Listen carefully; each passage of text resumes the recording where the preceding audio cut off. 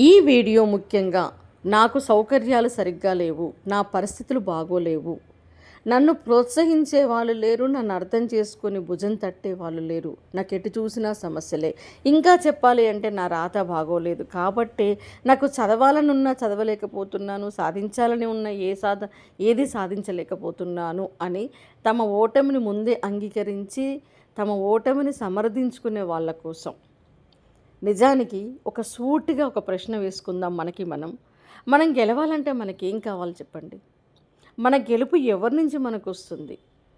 మనం జీవితంలో నిలబడాలి, మంచి స్థాయిలో నిలబడాలి అంటే మన మా ఆ గెలుపు అనేది మనకి ఎవరి నుంచి వస్తుంది? మన నుండే కదా. మరి మన నుండి మనం గెలవాలి అంటే మనకు కావలసింది ఏంటి? సౌకర్యాల, మంచి పరిస్థితుల, అందరూ అర్థం చేసుకుని ఉండేవాళ్ళ, చుట్టూ మనం నిరంతరం క్లాప్స్ కొడుతూ ఎంకరేజ్ చేసేవాళ్ళ, ఏం కావాలి మనకి? తలరాత అనేది నిజంగా ఎక్కడ ఉంటుంది? మన హార్డ్ వర్క్లోనే ఉంటుంది. బాగా కష్టపడి చదువుకున్నవాడు ఎగ్జామ్ బాగా రాస్తాడు. అతని అది తలరాతనా? అసలు చదవనివాడు ఎగ్జామ్ బాగా రాయడు అంటే దేవుడు సరిగ్గా రాయలేదని అర్థమా? తలరాత సరిగ్గా రాయలేదని అర్థమా? ఇక్కడ చూడండి, గెలుపు అనేది అంటే ఏదైనా సాధించాలి అనే తపన నుంచి పుట్టుకొస్తుంది. నేను ఇది సాధించి తీరాలి అనే తపన నుంచి పుట్టుకొస్తుంది. గెలుపు అనేది మన ఆలోచనల నుంచే వచ్చేదే. మన ఆలోచనలకి మనం కట్టుబడి ఉన్నప్పుడు, మన లక్ష్యానికి మనం కట్టుబడి ఉన్నప్పుడు, నేను నా జీవితంలో నన్ను నేను ప్రూవ్ చేసుకోవాలి, నన్ను నేను నిరూపించుకోవాలి అనే కసి మీలో ఉన్నప్పుడు ఆటోమేటిక్గా పరిస్థితులు ఎలా ఉన్నా, సౌకర్యాలు ఎలా ఉన్నా, ఎలాంటి సిచ్యువేషన్స్లోనైనా ఎంతమంది మనకు అడ్డు తగిలినా, ఎన్ని ఆటంకాలు ఎదురైనా మన దృష్టి ఎప్పుడు కూడా మనం ఎంచుకున్నటువంటి లక్ష్యం మీదనే ఉంటుంది. ఇది 100% నిజం. అలా కాకుండా మనకి ఒక స్పష్టత లేనప్పుడు, మన జీవితం పట్ల మనకు ఒక స్పష్టత లేనప్పుడు, మన లక్ష్యం పట్ల మనకి సంకల్పం లేనప్పుడు, మన విజన్ ఎప్పుడు కూడా మనకు లేని వాటి మీద ఉంటుంది. కాబట్టే చాలామంది నుంచి వచ్చేటటువంటి కంప్లైంట్ ఏముంటుంది అంటే, నాకు ఏది సరిగ్గా లేదు కాబట్టి నేను చేయలేకపోతున్నాను అనేది. గుర్తుపెట్టుకోండి, ఏది సరిగ్గా లేదు కాబట్టే నువ్వు చదవాలి. ఎందుకు అంటే నీ జీవితాన్ని బాగుపరుచుకోవడానికి. నీ కష్టాలు ఉన్నాయి కాబట్టే నువ్వు చదవాలి. ఎందుకు అంటే నీ కష్టాల నుంచి నిన్ను నువ్వు బయటపడేసుకోవడానికి. నీకు అవమానాలు ఎదురైనాయి కాబట్టే నువ్వు చదవాలి. ఎందుకు అంటే నీ అవమానాలను తిప్పికొట్టి ఎవరైతే అవమానించారో వాళ్ళ ముందర నువ్వు తలెత్తుకొని నిలబడటానికి, వాళ్ళ తలల్ని దించడానికి. ఏవి బాగోలేనప్పుడే నువ్వు గెలవాలి. ఎందుకు అంటే అప్పుడే నీకు ప్రత్యేకత, అప్పుడే నీకు గుర్తింపు వస్తుంది. అన్నీ ప్రతికూలంగా ఉన్నప్పుడే నువ్వు గెలవాలి. ఎందుకంటే నిన్ను నువ్వు నిరూపించుకోవడానికి, నిన్ను నువ్వు నిలబెట్టుకోవడానికి అది మాత్రమే అవకాశం కాబట్టి.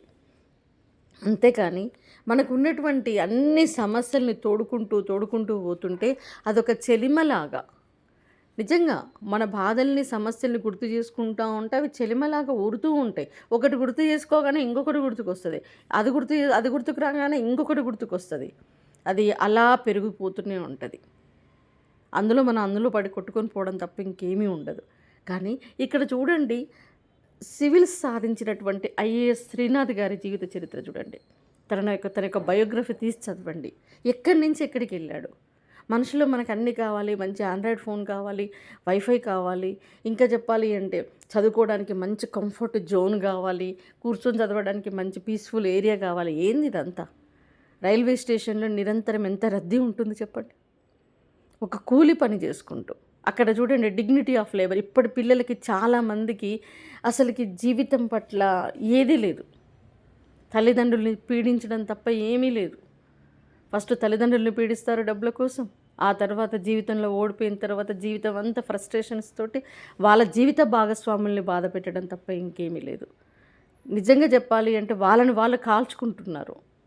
మనిషి గెలవడానికి కావాల్సింది ఏంటి? సౌకర్యాలు కాదు. మీరు ఏ విజేత యొక్క జీవిత చరిత్రను చూసినా కూడా ఆకాశంలో నుంచి ఊడిపడలే వాళ్ళు. వాళ్ళ పరిస్థితులు బాగోలేకపోయినా అన్ని అవమానాల మధ్యన వాళ్ళు గెలిచి నిలబడ్డ వాళ్ళే. వాళ్ళ విజన్ అంతా ఒకటే, నేను గెలవాలి అనేది, నన్ను నేను నిరూపించుకోవాలి అనేది. ఇక్కడ చూడండి, శ్రీనాథ్ ఐఏఎస్ తన సిచ్యువేషన్ ఒకసారి చూడండి. మీరు బయోగ్రఫీ తీసి చదవండి. ఎక్కడి నుంచి ఎక్కడికి వెళ్ళాడు. రైల్వే కూలీ. రైల్వే కూలీ అంటే నిరంతరం శారీరక శ్రమ చేయాల్సిందే. డబ్బులు సరిపోక డబుల్ డ్యూటీ చేసేవాడు. రోజుకు 400, 500 వస్తాయి ఒక డ్యూటీకి అంటే, తనేంటి డబుల్ డ్యూటీ చేస్తే తప్ప తన కుటుంబము కడుపు నిండా తినని సిచ్యువేషన్.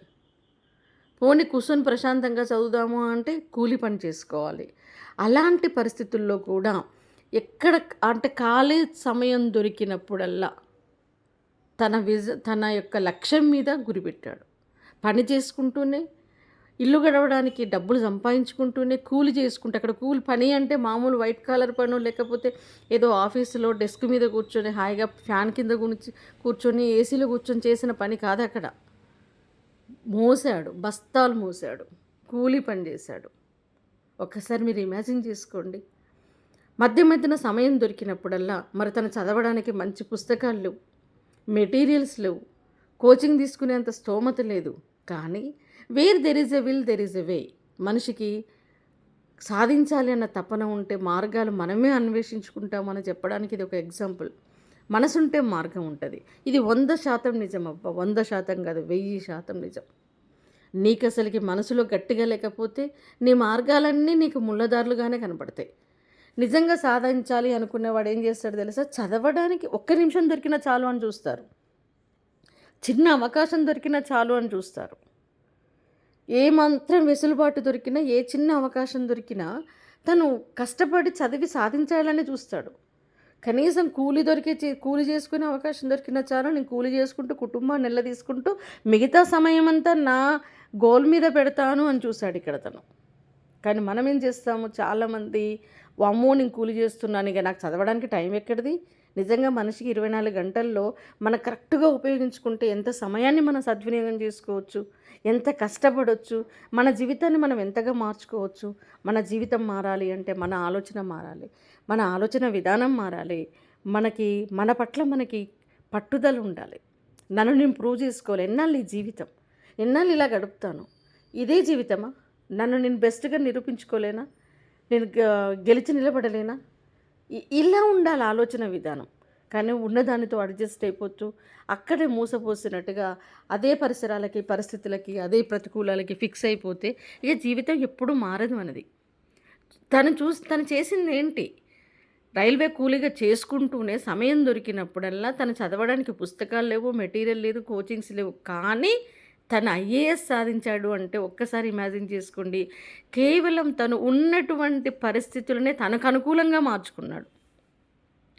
రైల్వే వైఫైను ఉపయోగించుకొని సమయం దొరికినప్పుడల్లా మొబైల్లో క్లాసెస్ వింటూ, మొబైల్లో మెటీరియల్ని సెర్చ్ చేసుకుంటూ, తనకు కావాల్సినటువంటి ఇన్ఫర్మేషన్ అంతా కూడా సెర్చ్ చేసుకుంటూ తను లైఫ్లో గెలిచాడు. ఐఏఎస్ అత్యున్నతమైనటువంటి పోస్ట్ ఐఏఎస్ సాధించాడు అంటే నిజంగా ఎంత నేర్చుకోవాలమ్మా అతని జీవిత చరిత్ర నుంచి. నేటి యువత ఎంత నేర్చుకోవాలి.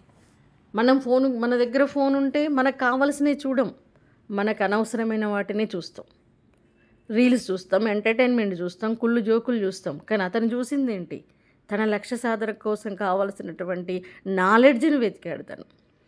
చాలామంది దగ్గర ఫోన్స్ ఉంటే మిస్యూజ్ చేస్తారు. అనవసరమైనటువంటి స్నేహాలు, చాటింగులు, ఇలాంటి పనులు చేస్తారు. అంటే అనవసరంగా సోషల్ మీడియాను ఉపయోగించుకొని బాగుపడ్డ వాళ్ళు చాలామంది ఉన్నారు. అదే సోషల్ మీడియాను ఉపయోగించుకొని చెడిపోయిన వాళ్ళు ఎక్కువ మంది ఉన్నారు. వీళ్ళకంటే వాళ్ళు చెడిపోయిన వాళ్ళు ఎక్కువగా ఉన్నారు. మనం దాన్ని ఎలా ఉపయోగించుకుంటున్నాము అనేది చాలా ఇంపార్టెంట్. సో సమయం దొరికినప్పుడల్లా శారీరక శ్రమను మర్చిపోయి, నేను కష్టపడుతున్నాను అన్న విషయాన్ని మర్చిపోయి, నా పరిస్థితులు బాగోలేవు, రణగుణధనుల మధ్యన కూర్చొని ఉన్నా కూడా ఆ విషయాన్ని కూడా మర్చిపోయి కేవలం తన లక్ష్యం మీద ఫోకస్ చేశాడు. ఈవెన్ తను వైఫై ఇంట్లో పెట్టించుకోవడానికి కూడా సిచ్యువేషన్ బాగోలేదు. కానీ రైల్వేలో అంటే తను కూలి చేస్తున్నప్పుడు రైల్వే స్టేషన్లో ఉన్నప్పుడే రైల్వే వైఫై తోటి చదువుకొని ఒక కూలీ సిచ్యువేషన్ పైన ఫోటో చూడండి. ఒక బస్తాలు మోసేటటువంటి పర్సన్ నేడు ఐఏఎస్ ఆఫీసర్గా నిలబడ్డాడు అంటే మీరు ఎంత స్ఫూర్తిని పొందాలి అతని నుంచి, అతని జీవిత చరిత్ర నుంచి. ఇవి లేవు, అవి లేవు, సౌకర్యాలు లేవు, సిచ్యువేషన్స్ బాగోలేవు, ఇలా ఎన్నాళ్ళు మనల్ని మనం సమర్థించుకుందాం. నిజానికి ఎన్ని బాగుండనప్పుడే మీలో కసి పెరగాలి కదా. ఎందుకు? మీ జీవితం బాగుపడటానికి. నాకు చదవబుద్ధి కాలేదు అనే వాళ్ళకి నిజంగా ఎందుకు చదవబుద్ధి కావట్లేదు మీకు? మీ మనసు మీ అధీనంలో లేక చదవబుద్ధి కావట్లే. నిజంగా మీకొక తపన ఉంటే, ఖచ్చితంగా మీ జీవితం పట్ల మీకు ప్రేమ, అంకిత భావం, మీ లక్ష్యం పట్ల అంకిత భావం ఉంటే, ఎట్టి పరిస్థితుల్లో ఎలాంటి సిట్యుయేషన్స్‌లోనైనా సరే చదువుతారు.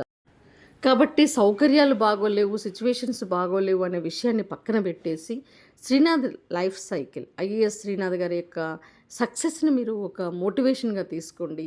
ఇతని లాంటి వాళ్ళు చాలామంది ఉన్నారు. ఎవ్వరి జీవిత చరిత్ర చూసినా అత్యున్నతంగా గెలిచి నిలబడ్డ వాళ్ళ వెనక ఉన్నవి కన్నీళ్ళు, కష్టాలు, ప్రతికూలాలు మాత్రమే. వాటి నుంచే వాళ్ళు కసిరి పొందిరు. వాటినే స్ఫూర్తిగా తీసుకున్నారు. వాటినే ప్రేరణగా తీసుకున్నారు. దొరికిన ఏ చిన్న అవకాశాన్ని వాళ్ళు నిరుపయోగం చేసుకోలేదు. ప్రతి దాన్ని ఉపయోగించుకున్నారు. కాబట్టి నేడు విజేతలుగా అందరి ముందు నిలబడ్డారు. ఇక తర్వాత తన కుటుంబ స్థితి మారిపోతది. తన జీవితం మారిపోతది. తన ఫ్యూచర్ మారిపోతది. తర్వాత తరాల వాళ్ళకు పుట్టే పిల్లలు, వాళ్ళకు పుట్టే పిల్లల యొక్క జీవిత చరిత్రలు కూడా మారిపోతాయి. ఎందుకు అంటే ఒకరు గెలిస్తే 3 తరాలు మారుతాయి అన్న విషయాన్ని మర్చిపోకండి. మనకన్నీ బాగోలేనప్పుడే మనం సాధించాలి. మనకు కావాల్సిందల్లా సౌకర్యాలు కాదు. గెలవాలి, గెలిచి నిలబడాలి అనే పట్టుదల కావాలి. ఆ పట్టుదలకి తోడు హార్డ్ వర్క్ కావాలి.